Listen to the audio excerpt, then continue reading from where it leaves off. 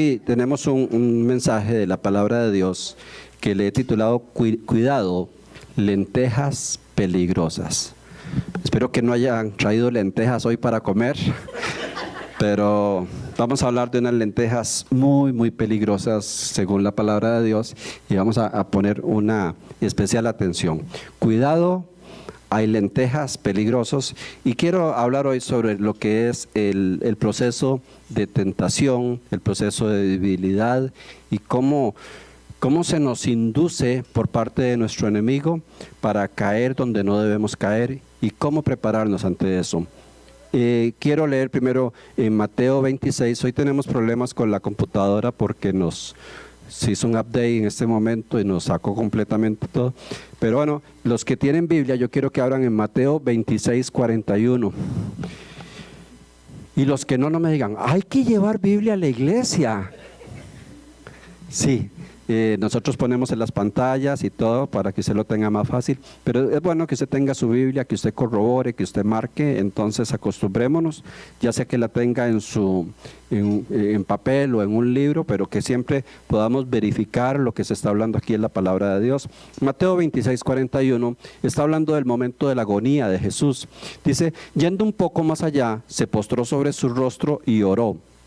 Padre mío, si es posible, no me hagas beber este trago amargo, pero no sea lo que yo quiero, sino lo que quieres tú. Luego volvió a donde estaban sus discípulos y los encontró dormidos. ¿No pueden mantenerse despiertos conmigo ni una hora? Le dijo a Pedro. Estén alerta y oren para que no caigan en tentación. El espíritu está dispuesto, pero el cuerpo es débil. Todos los seres humanos, todos y principalmente los que hemos conocido de Dios, vivimos en una batalla entre el bien y el mal. Todos tenemos una parte que quiere agradar a Dios y tenemos una parte que quiere desobedecerle a Dios. Todos vamos a vivir en una carne que está contaminada por el pecado y que tiende solita a hacer lo malo. Entonces podemos decir que vivimos entre una lucha entre el espíritu y la carne. El espíritu es esa parte de Dios que todos tenemos cuando le hemos aceptado como nuestro Señor, y el espíritu anhela conectarse con Dios todo el tiempo. El espíritu desea escuchar la palabra de Dios. El espíritu desea orar. El espíritu desea alabar. Pero vivimos en una carne que es todo lo contrario, ¿verdad? Desea dormir, desea comer, desea sus deleites, va en contra lo que el espíritu realmente anhela. Entonces es como tener dos personas viviendo en un cuerpo que están luchando. Muchos se levantan y dicen, yo necesito orar y voy a levantarme temprano a orar. Y el espíritu le está diciendo, levántate a orar por tus hijos, por tu bien, para conectarte con Dios. Pero ¿qué pasa con la carne? Dice, ay no, qué frío que está haciendo. Y se pone a orar en la mente, Señor. ¿Cuántos han orado roncando? Yo, dice. Hay una lucha tremenda entre lo que anhela nuestro espíritu, pero lo que quiere nuestra carne. Nuestra carne quiere dormir, quiere relajarse, quiere hacer un montón de cosas que no son exactamente lo que nos conecta con Dios. Y eso lo van a tener todos los seres vivos. Cuando estamos leyendo esta parte de la palabra de Dios, está Jesús en su agonía. Jesús está por ser arrestado el día que lo iban a crucificar. Y él se lleva a 3 de sus mejores amigos, a Pedro, a Juan y a Jacob. Y le dice, muchachos, necesito que oren conmigo. Y dice que se los lleva a un monte a orar. Y él se separa un poquito y le dice, por favor, oren conmigo, oren, necesito de su oración, necesito sentir su apoyo. Y Jesús se va y se pone a orar. Pero cuando el Señor regresa, después de una hora, se los encuentra a los 3 bien dormidos. Qué equipo, ¿verdad? Bien dormidos, después de que Jesús les había suplicado que por favor oraran con él. Y el Señor los encuentra y les dice, no pudieron ni siquiera orar conmigo una hora. Y ahí comienza porque Jesús estaba pasando un mal momento. Jesús estaba por ser crucificado. Él sabía lo que le iba a pasar. Él sabía el terrible momento. Necesitaba sentirse. Pero ¿qué pasó con los discípulos? Se dan dos características. Venían sumamente cansados. Yo creo que ellos en su parte interior anhelaban estar con Jesús y orar con Jesús y acompañarlo en ese momento, pero venían sumamente cansados. Entonces, cuando usted está sumamente cansado y se acomoda bien, ¿qué le pasa? Se duerme, ¿verdad? Si estamos bien cansados y nos activamos de alguna forma, nos ponemos a lavar los trazos, pues el sueño se nos va yendo. Pero si usted está bien cansado y pone una musiquita bien suavecita, ¿verdad? Y una almohadita y se acomoda, ¿qué le va a pasar? Pues se duerme. Entonces había una lucha en estos discípulos entre su cansancio y el silencio. Estaban en un monte. En ese tiempo no habían radios, no habían iPad, no habían iPhone, no habían teléfonos. Y simplemente el silencio y el momento los durmió. Entonces se conjugaron dos cosas. El cansancio con la oportunidad de dormir. Puedes estar cansado, pero si no tienes oportunidad de dormir, ni modo. O puedes tratar de dormirte, pero si no estás cansado, no te duermes. Pero cuando se dan las dos cosas, caes. Entonces hay dos factores en la lucha del espíritu con la carne. Una es la parte humana, nuestra debilidad, y otra es la oportunidad. En ese mismo escenario vemos a Jesús pasando una tentación, porque dice la palabra de Dios que Jesús fue tentado en todo, solo que no pecó. Y Jesús pasando esa terrible tentación que le estaba sucediendo, le llegó un pensamiento a la mente que era mejor no ser crucificado. Y dice que le oró al Padre y le dice: Padre, si es posible que pase esta copa delante de mí, o si es posible que no haya que hacer el sacrificio, por favor. Le oró a Dios porque su carne estaba temiendo lo que iba a pasar. Lo que pasa es que Jesús siempre controló su carne y entonces Él inmediatamente dijo: pero hágase tu voluntad y no la mía. O sea, tentados vamos a ser todos.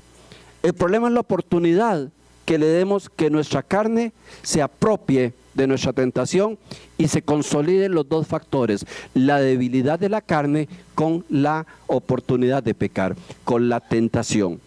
Vamos a leer una historia en la palabra de Dios que nos habla de un plato de lentejas, que nos habla de un hombre que fue sumamente tentado. Para los que tienen Biblia les pido que abran en Génesis 21, 25, del 21 al 34, y yo voy a leer para ustedes.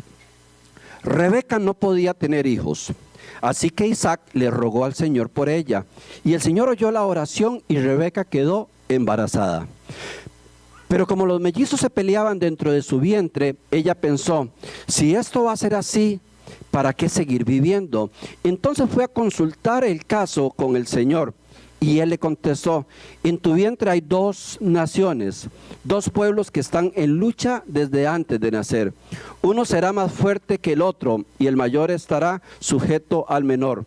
Llegó al fin el día en que Rebeca tenía que dar a luz y tuvo mellizos.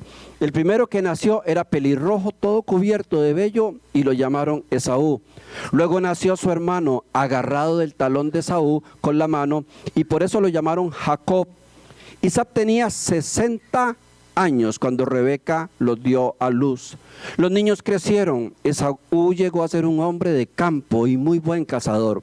Jacob, por el contrario, era un hombre tranquilo y le agradaba quedarse en el campamento. Isaac quería más a Esaú porque le gustaba comer de lo que él cazaba, pero Rebeca prefería a Jacob. Un día en que Jacob estaba cocinando, Esaú regresó muy cansado del campo y le dijo: por favor, dame un poco de ese guiso rojo que tienes ahí, porque me muero de hambre.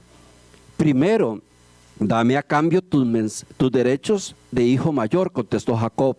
Entonces Esaú le dijo: pues como ves, me estoy muriendo de hambre, de manera que los derechos de hijo mayor no me sirven para nada. Júramelo ahora mismo, insistió Jacob. Esaú se lo juró y así le cedió a Jacob los derechos de hijo mayor. Entonces cuando le dio a Esaú pan y guiso de entonces Jacob le dio a Esaú pan y guiso de lentejas. Cuando Esaú terminó de comer y beber, se levantó y se fue, sin dar ninguna importancia a sus derechos de hijo mayor. Aquí estamos hablando de una historia muy bonita que se da de Isaac. Venía la promesa de Dios. Dios le había dicho a Abraham, al patriarca hebreo, le había dicho: yo de ti voy a generar una nación que va a llenar todo el mundo. Entonces la promesa de Abraham tiene un hijo que se llama Isaac. Y sobre Isaac pues vienen estos mellizos, y ahí se venían hasta que se establece la nación de Israel.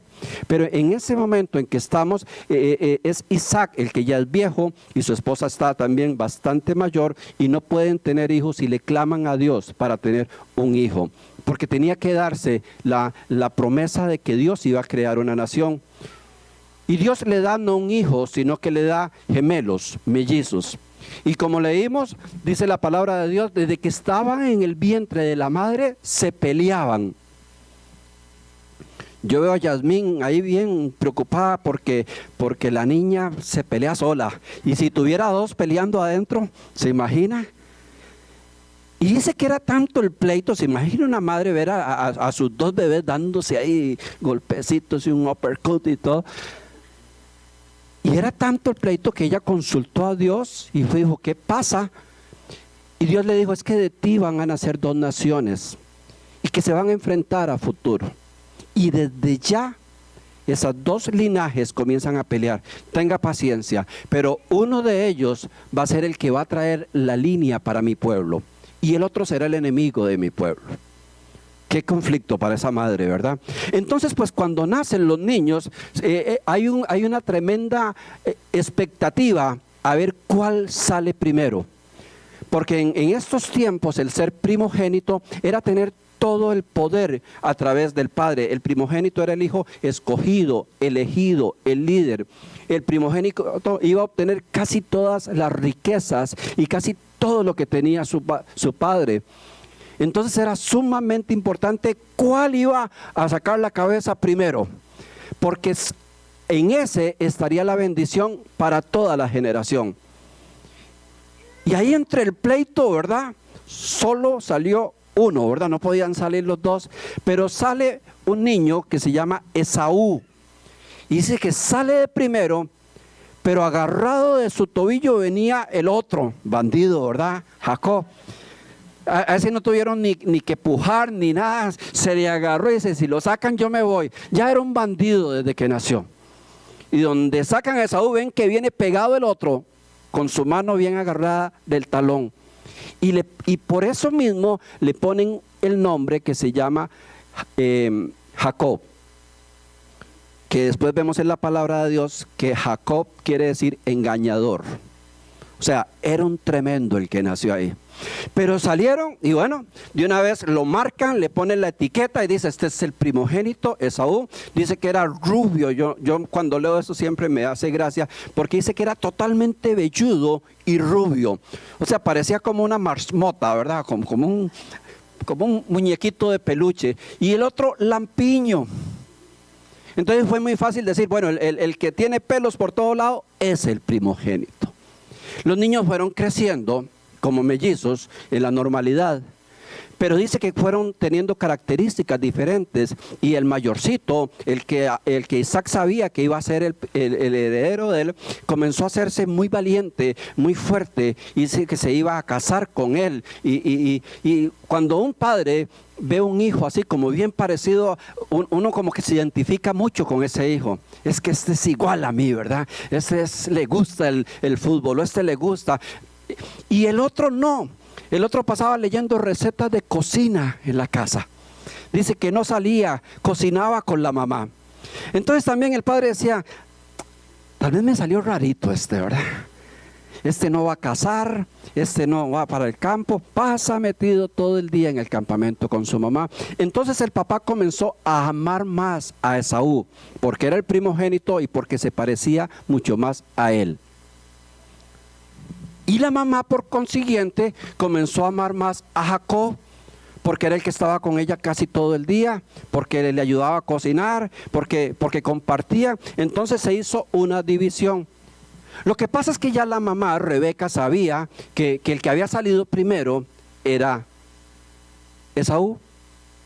Entonces comenzaron a idear un plan y decía, nosotros tenemos que hacer algo para revertir esto, para que la bendición de tu padre no caiga sobre Esaú, sino que caiga sobre Jacob, porque Rebeca amaba más a Jacob. Entonces ya la familia se había dividido. Ya se sabía que había un pleito por la primogenitura. La primogenitura era una bendición de Dios. El que nacía de segundo tenía una pequeña bendición de soporte, pero la bendición total era el primero. El que nacía de tercero ya agarraba como la cola, ¿verdad? Y el que nacía ya de cuarto o quinto era como la mascota de la casa, ¿eh? Ese no agarraba nada. Los que somos hijos menores sabemos que nos costó mucho estrenar cosas, ¿verdad? Yo creo que yo estrené el primer par de zapatos el día que me casé. Porque siempre los zapatos que dejaba mi hermano me los daban a mí. Los pantalones de la escuela, del colegio, hasta que tenían aquí donde les bajaban el ruedo, ¿verdad? Todo marcado. Ahí venía todas las pulgadas que había crecido mi hermano. Y casi todo lo que él iba soltando. Entonces imagínense qué pena para un niño ser el cuarto o el quinto, más en esos tiempos. Entonces la lucha por la primogenitura era algo enorme. Era la herencia total. Esaú lo sabía y seguro recibía el confort de su padre. Y su padre lo crió para eso y le dice, hijo, el día que yo muera usted va a ser encargado de todo esto. Y hay una promesa de Dios que a través de tu vida se va a generar la nación de Dios. Vamos a ser multiplicados. Y yo creo que ese muchacho oía a su padre, pero por otro lado, el otro muchacho oía a su madre diciéndole, vea, yo sé que usted es el elegido de Dios. Es que él se le adelantó y sacó la cabeza primero. Pero vea, era usted el que tenía, usted es el que tiene el corazón correcto, usted es el sabio. Vea, de alguna manera tenemos que arreglar esto. Se fue pasando el tiempo y se hicieron grandes. Y cuenta la historia que un día venía Esaú de cazar y le prepararon todo un plan maquiavélico para acabar con su primogenitura. No era un plan violento, no era de maltrato, no era de asesinarlo. Era un plan sutil, suave para robarle lo que tenía. Entonces, como el hombre venía de cazar y a lo mejor se había ido 1 o 2 días de cacería, venía sumamente cansado, maltratado. Eso, no sé si usted ha llegado a la casa cuando uno tiene una hambre de esas que uno no desea ni siquiera ni hablar. Uno nada más desea levantar la mano y que le pongan el platito, ¿verdad? Pero esa hambre desesperada, y viene el hombre así, y como ya sabían que él venía así, entonces prepararon el plato predilecto y se le atravesaron por pura casualidad en medio camino. Puso un buffet. Dice que era un guiso rojo con lentejas. Y los puso ahí en fuego lento, y ese aroma, como cuando abren la puerta ahora ahí que sale, ¿verdad? Quesadillas y todo eso. Y ese aroma tan delicioso, tan rico. Y cuando Esaú viene caminando de pronto, siente, dice, wow, qué huele tan rico, y yo muriéndome de hambre. Y se va directamente a donde está casualmente su hermano cocinando. Y desesperadamente, donde se queda viendo ese plato, le dice, ay, mi hermano, deme un platito de comida. Me estoy muriendo de hambre, tengo 2 días de no comer. Por favor. Y el otro bandido le dice, sí, hermano, no le doy un plato, le doy toda la olla. Pero eso sí, me tienes que dar tus derechos de hermano mayor, tu primogenitura. Y ahí se queda pensando el hombre y le dice, pues, si de todos modos me voy a morir de hambre, ¿para qué me sirve la primogenitura? Hecho, júramelo, te lo juro, te doy mi primogenitura delante de Dios. Y eso fue todo. y le sirvieron y se la comió, se chupó los dedos y dice que al final se levantó y se fue como que nada hubiera pasado. Como que nadie se dio cuenta. Yo me lo imagino a Esaú cuando ya iba para la casa diciendo, que mi hermanillo más tonto, ¿verdad? Según él, porque le dije que le iba a vender la primogenitura, ya es de él. Es que eso es ser tontito, ¿verdad? Porque cuando nosotros hacemos lo malo, nos creemos más vivos que los demás. Nos creemos más sabios que los demás. Nos creemos más sabios que el pecado. Y nos creemos más sabios que el mismo Dios. Y se va y no pasa nada. Jacob llega corriendo y le cuenta a la madre y le dice, mamá, cayó. Se comió todas las lentejas y me juró ante Dios que la primogenitura era mía. En esos tiempos, principalmente, los juramentos ante Dios eran escritos en piedra y Dios los hacía cumplir de una u otra manera. Y lo celebraron, bueno, pues ya si fue ante Dios, eres el primogénito. Y mientras uno estaba celebrando, el otro estaba burlando y decía, oh, mi hermano más tonto, ¿eh? Según él, porque le dije, ya eres el primogénito. Recuerdo una vez que vi el Chavo del 8 y estaban negociando el Chavo con Kiko y el Chavo, Kiko le hizo un cheque de $1,000,000 al Chavo para comprarle no sé qué, y el Chavo andaba todo contento, ¿verdad? Con el chequecito según, y el otro, pues algo así, uno creyendo que le había hecho un truco y otro creyendo que se había ganado las cosas. Pues estos dos quedaron exactamente igual.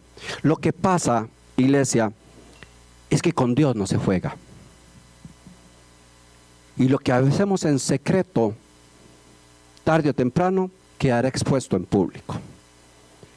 Y cuando se involucra a Dios en esas circunstancias, ya son palabras mayores. La próxima semana vamos a estudiar un poquito en qué termina esa historia, porque termina en una historia bastante impresionante. Pero ahora lo que me importa es recalcar un poquito los momentos de debilidad. Yo me pregunto, ¿estará Esaú tan mal de vender todo lo que tenía por un plato de comida? ¿O era el deseo de comer simplemente? ¿Estaría realmente? Es que si estuviera que ya se moría de hambre, no hubiera podido ni hablar. Hubiera quedado desmayado. Pero le dio tiempo de conversar, de negociar, de jurar. O sea, no estaba tan mal. ¿Sabe que nosotros cuando estamos pasando un mal momento exageramos? Pero exageramos. Yo tuve un daño en mi espalda hace muchos años, por eso es que no juego fútbol al nivel que ustedes se lo merecen, ¿verdad? Para los que van a jugar ahora más tarde. Y me tocó un médico, pero era un hombre duro, porque muchas personas llegaban a su consultorio, era una institución del Estado, muchas personas llegaban al lugar, simulando un poquito más de la cuenta sus enfermedades, pues para que los incapacitaran o que les pagaran más el daño y todo. Entonces, yo creo que yo era de esos también. Yo entraba, yo salía de la casa bien y cuando ya iba ya comenzaba a caminar rarísimo para que me dé un mes más, ¿verdad? Y que me paguen más. Y pues, entonces, yo recuerdo que cuando comenzaba a llamar la secretaria, comenzaba a decir un nombre ahí cualquiera, bueno, José Rojas.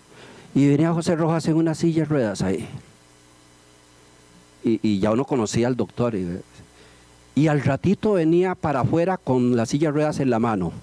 Todo enojado y la ponía y entraba otra vez. El doctor le decía, usted no tiene nada, saque esa silla de ruedas y entre aquí como un hombre. Así decía. Yo entraba frío y así, que no me regañe, porque era un show estar afuera. Vea, se van muletas, ahorita lo sacan caminando. Parecía que tenía un don para sanar.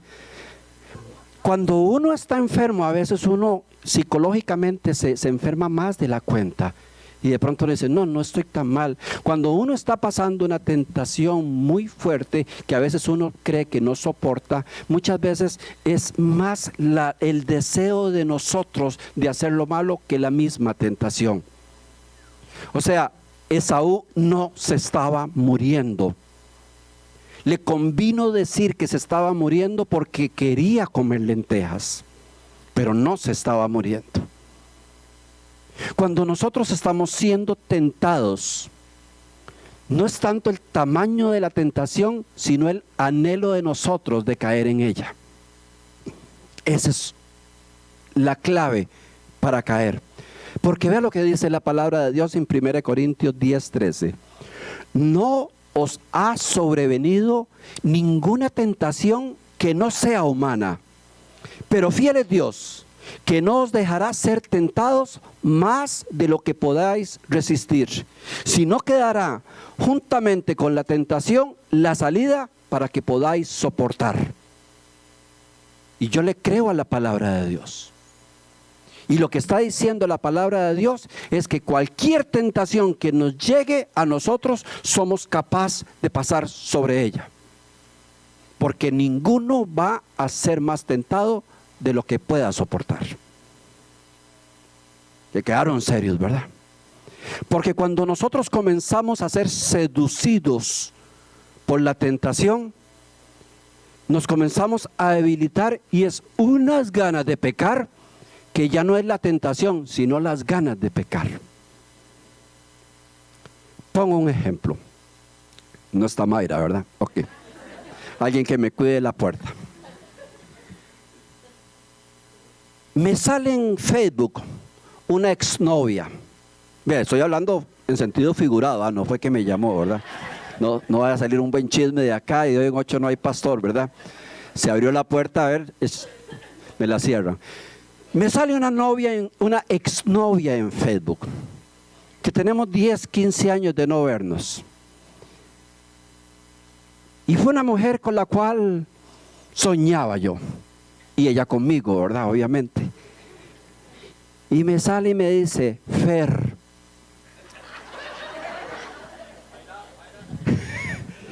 No me dice ni Fernando, ni Fer. Ay, como más me gusta que me digan. Tengo un año de andarte buscando. Y uno siente como hormigas que le suben, que de esto y lo otro. Y uno está viendo el Facebook. Y está Mayra la primera roncando. Y comienza uno, ay. Qué ganas de saber de ti.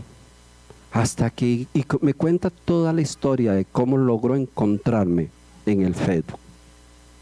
Esa es una tentación. Esa es una tentación. Y una tentación fuerte que puede recibir cualquiera de nosotros.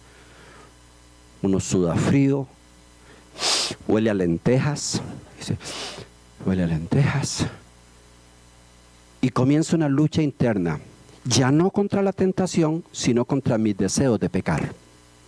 La tentación es el anzuelo, ahora el deseo de pecar es si lo muerdo. Y comienzo yo, ¿le contesto o no le contesto? A lo mejor está pasando un mal momento y la puedo aconsejar. O le puedo predicar de Cristo. Y comienzan a ver qué mentiras inventa, ¿verdad? No, pero es que yo sé que si le contesto, yo me vuelvo a enredar con esa mujer. Yo sé que si le sigo, porque últimamente estoy teniendo problemas con Mayra y no me comprende. Y no me hace la comidita como antes. Y ya comienza uno a debilitarse y a debilitarse. Y al rato estarse uno debilitando o autodebilitando, ya uno dice, ay no Señor, es que esta mujer ni me quiere, me tiene abandonado. Y esa otra tiene 10 años de andar detrás de mí.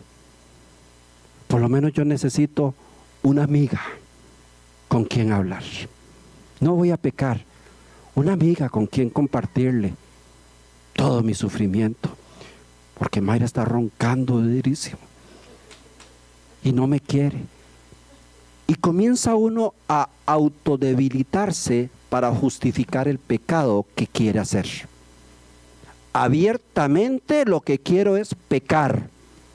Eso es lo que quiero hacer. Me tiraron un anzuelo y estoy deseando pecar.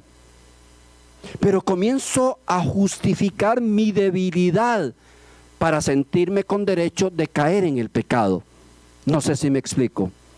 Ya cuando yo estoy bien convencido que Mayra es una mala mujer, que no me da mi lugar, que no me consiente, que no me protege, que no esto y que lo otro, que yo soy un hombre solo, que nadie me comprende, que necesito a alguien. Cuando yo tengo eso es cuando Saúl le dice a su hermano: de todos modos me estoy muriendo de hambre. Entonces ya uno como diciendo: sí, Señor, perdón, pero además a lo mejor es Dios el que me está enviando a esta mujer para ayudarme a salir de mi crisis. Y ya no le contesto: hola. No les voy a decir el nombre, ¿verdad? Hola, Lola. Y ella dice: ay, me dijo como más me gustaba. Y me manda un corazón. Y yo le mando una sonrisa. Y empieza una cadena que lleva al adulterio. Y no se da cuenta uno que todo era un plan satánico para robarte la bendición de Dios, para sacarte de la bendición de Dios. Y que yo emprendí una lucha que no supe cortar a tiempo,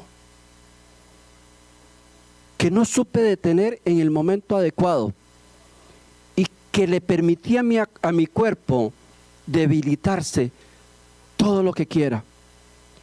Yo quiero decirle, iglesia, que Satanás no nos tienta a lo loco.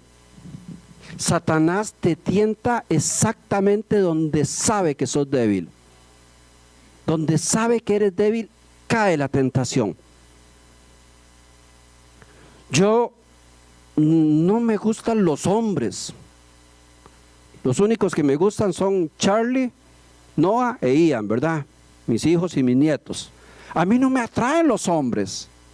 Entonces Satanás no me va a mandar un gay a tentarme. Lo que se puede hallar es un patadón seguramente, ¿verdad? Porque no me gustan los hombres. O sea, yo los hombres, el único bien hecho soy yo. Bien hecho leña, dijo alguien, ¿verdad? Entonces, como yo no tengo la debilidad del homosexualismo, téngalo por seguro que Satanás no va a gastar cartuchos mandándome un homosexual a tentarme. Dice: ay, Fer, te acomodó el pelito, se lleva un manazo. Porque no está en mi naturaleza esa debilidad. Pero si me manda una con tacones altos y minifalda y todo, a otra cosa hablamos, ¿verdad? Ahí sí soy débil. Entonces Satanás busca dónde está tu debilidad para enviarte la tentación. Y cuando oímos personas en lucha, dice: es que precisamente lo que más me cuesta es lo que me viene. Por supuesto, porque vivimos en una batalla espiritual donde tú tienes una primogenitura dada por Dios, una bendición dada por Dios, y hay un enemigo que está tratando de robártela hace años. Y te prepara lo que más te gusta, te prepara el plato de lentejas, y nada más está esperando en qué momento estás débil para ponerte el platito cerca, para que le llegue el olor. Dice el Salmo 64, y me encanta este salmo, cuando está hablando de cómo los enemigos, y cuando se habla de los enemigos en el mundo espiritual, son todos los que van en contra de Dios, espiritual y físicamente, cómo ellos preparan todo para hacernos caer. Dice: escóndeme de los malvados y de sus planes secretos, le está diciendo el salmista a Dios. Líbrame de la conspiración de los malvados, que afilan su lengua como espada y lanzan como flechas palabras venenosas. Desde su escondite disparan contra el inocente, disparan por sorpresa y sin temor. Se animan entre sí a hacer lo malo, planean poner trampas escondidas y piensan que nadie podrá verlo, que nadie investigará sus maldades. Vea, sobre usted y sobre mí se desarrollan estrategias en el mundo espiritual para hacernos caer. Y sigue diciendo este este verso que dice que ellos hacen sobre nosotros una investigación exacta. ¿Cree que tu enemigo no sabe cuál es tu parte débil? La sabe. ¿Creen ustedes que Jacob no sabía cuál era el punto débil de un cazador después de 2 o 3 días de venir muriéndose de hambre? ¿Y cuál era el plato que más le gustaba comer? No le puso mondongo, ¿verdad? ¿Alguien trajo mondongo hoy? Gracias a Dios. No le puso mondongo, le puso lentejas porque era lo que le gustaba. ¿Cuál es su lucha?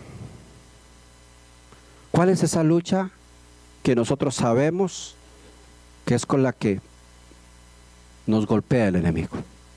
¿Cuál es el área donde uno sabe que ahí no es fuerte? Si no lo sabes, deberías saberlo.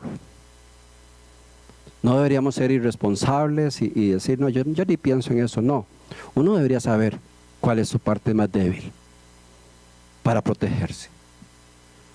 Si Esaú hubiera entendido cómo andaba la cosa y hubiera llevado bastante comida a su cacería y hubiera venido lleno, no es tentado por las lentejas porque viene lleno. Y verdad que cuando uno está bien llenito, aunque le ponga lo que más le gusta, no hay cómo. Yo puedo venir, puede ponerme usted el plato de mis sueños, pero si yo vengo de comer le digo, ay, qué pecado, vea, envuélvamelo para llevar, pero es que no puedo. Si nosotros estamos llenos, no hay tentación de hambre. Si Esaú hubiera venido lleno, se hubiera mantenido lleno, no cae la tentación de las lentejas. Se descuidó. Fue un momento de debilidad. Fue un momento donde no se preparó. Fue un momento donde cayó en una tremenda debilidad. Debilidad que posiblemente, si en ese momento frena y dice, no, lo que me está pidiendo mi hermano es serio. Eso que me está pidiendo es serio. Para que estuviera cocinando ahí, posiblemente estaba a 15, 20 minutos de su casa. ¿Será que no podía llegar a la casa a comer? Pero es que le gustaban las lentejas. Es que nos gusta el pecado. Iglesia, ¿a quién le gusta pecar acá? ¿Solo yo? Allá hay uno. O sea, ya tengo un compa por lo menos, ¿verdad? Yo sé que suena feo, pero a nosotros nos gusta pecar. Al cuerpo le gusta pecar. Al cuerpo le gusta hacer lo malo. Se llama la naturaleza pecaminosa de nosotros. Usted tiene que comenzar a castigar a un niño de pequeñito porque a él le gusta desobedecer. Nadie lo enseñó. Nadie le dio toda una técnica, no, solito. Las aguas robadas son dulces al paladar, dice la Biblia. Es bonito. ¿Usted cree que un hombre o una mujer que vayan a cometer adulterio y van para un hotel y todo, usted cree que van sufriendo del ay, qué desgracia, tengo que acostarme, ay, qué asco? No, van que brincan de la alegría. ¿O no? Que se me ponen serios, ¿verdad? Cuando yo hablo de mis intimidades sí se ríen, pero cuando hablo de las de ustedes se hacen los santos, ¿verdad? Un día cambiamos, pero siento yo ahí usted viene a hablar acá. A nosotros nos gusta pecar. A nosotros nos gustan los vicios. A nosotros nos gusta emborracharnos. A nosotros nos gustan las drogas. Hablo en términos generales, cada uno en su debilidad. Al ser humano le gusta el adulterio. Si no, no hubiera adulterio. Le gusta codiciar la mujer de su prójimo. Le gusta la libertad sexual. Al ser humano, si se roba algo y le quedó, se siente bien de que se lo robó. Porque hay una naturaleza pecaminosa en nosotros que le gusta hacer lo malo. Para algunos venir a la iglesia, o sea, para los amigos de alguien, dice, usted sí es tonto, ¿verdad? Va ahí, eso y que el otro, porque va en contra de la naturaleza general. Y cuando uno comienza a buscar de Dios y a buscar alinear su vida, se levantan un montón de malhechores a burlarse y a decirle, ay, el hermano tal y el pastor, ¿verdad que sí? Le ponen apodos y nos dicen de todo. Yo era de los que les decía cosas a los cristianos para que se sintieran mal. ¿Por qué? Porque va en contra de la naturaleza humana, porque la naturaleza humana le gusta hacer lo malo.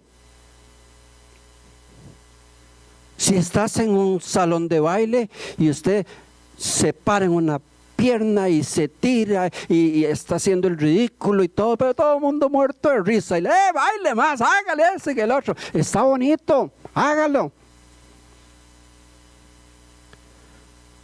Pero si vemos a alguien alabando a Dios y levantando sus manos, qué ridículo, ¿verdad? Porque hay una diferencia muy grande en un mundo donde vivimos de un cuerpo que le gusta hacer lo malo y un cuerpo que no le gusta hacer lo bueno. Y nosotros vivimos en un cuerpo que le gusta hacer lo malo por naturaleza. Y que tenemos que ser fuertes y valientes. Tenemos que tener autoridad y tenemos que ser sabios sobre los platos de lentejas que se nos están poniendo al frente. Sobre las oportunidades que nos están pasando. Satanás nos va a poner el platillo que más nos gusta. Y si una persona sale del vicio del licor, téngalo por seguro que Satanás estará esperando un momento especial en su vida para ponerle el licor. No cuando esté fuerte, cuando esté débil. No cuando se sienta bien.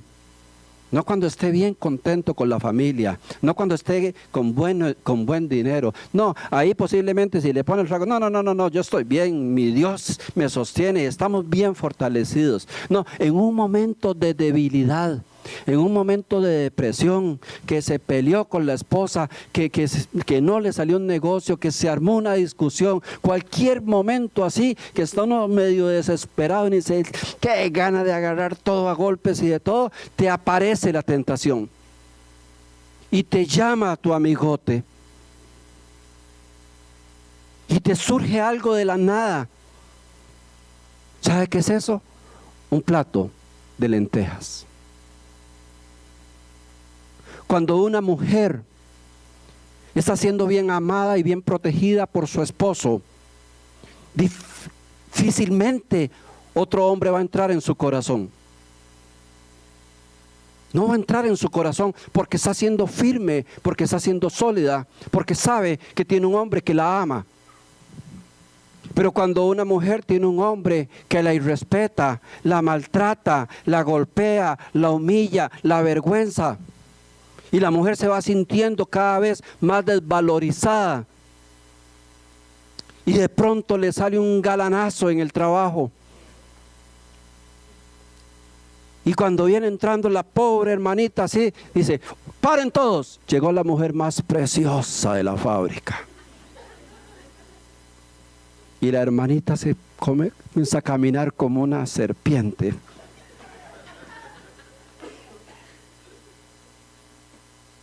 Y se siente admirada. ¿Y sabe qué es eso? Un plato de lentejas.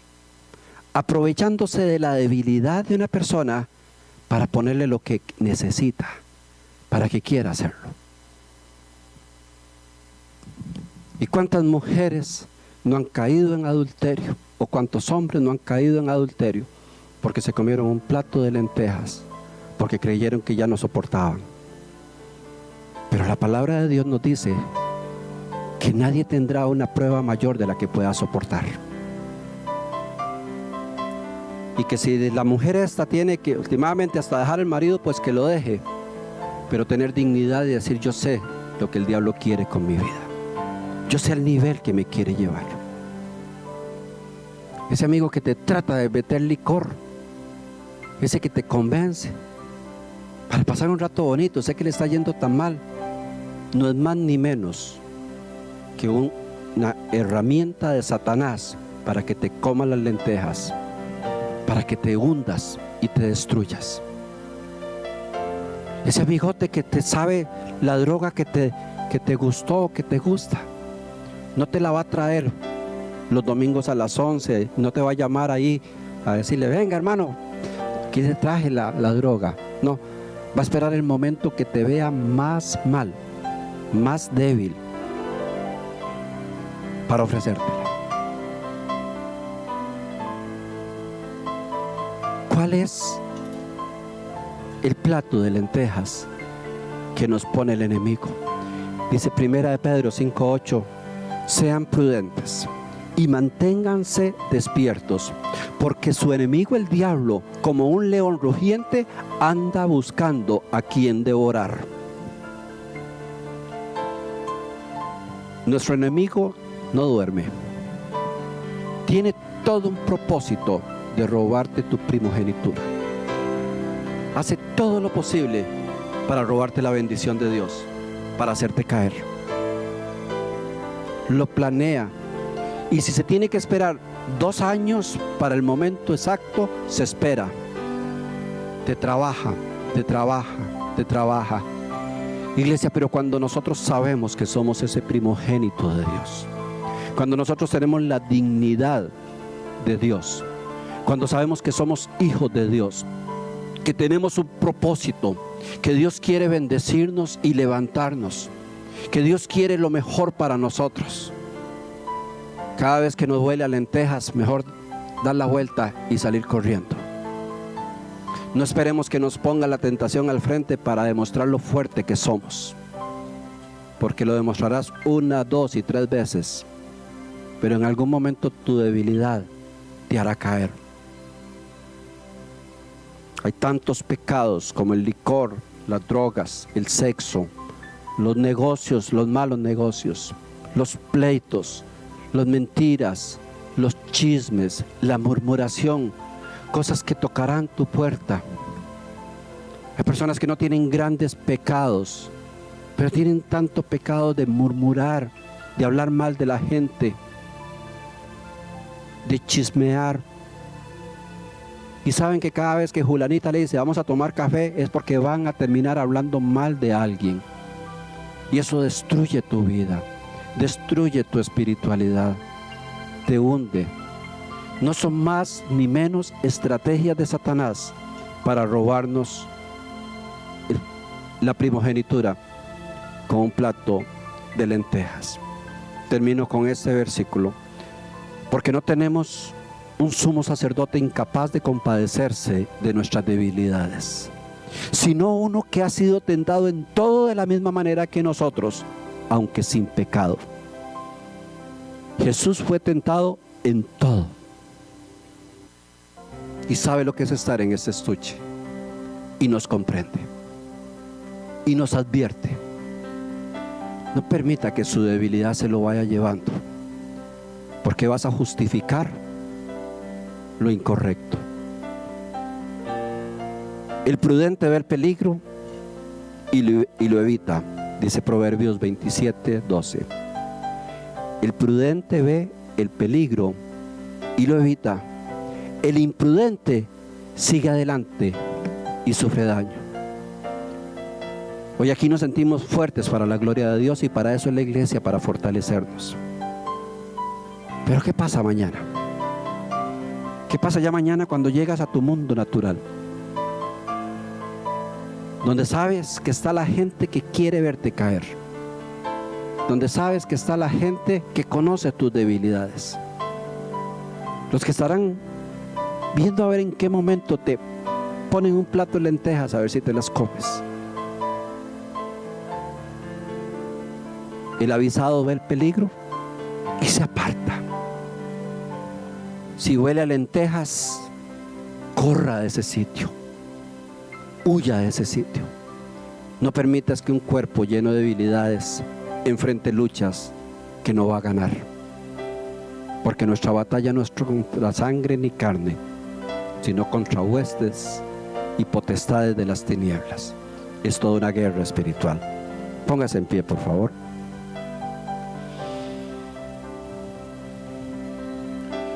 Les decía al inicio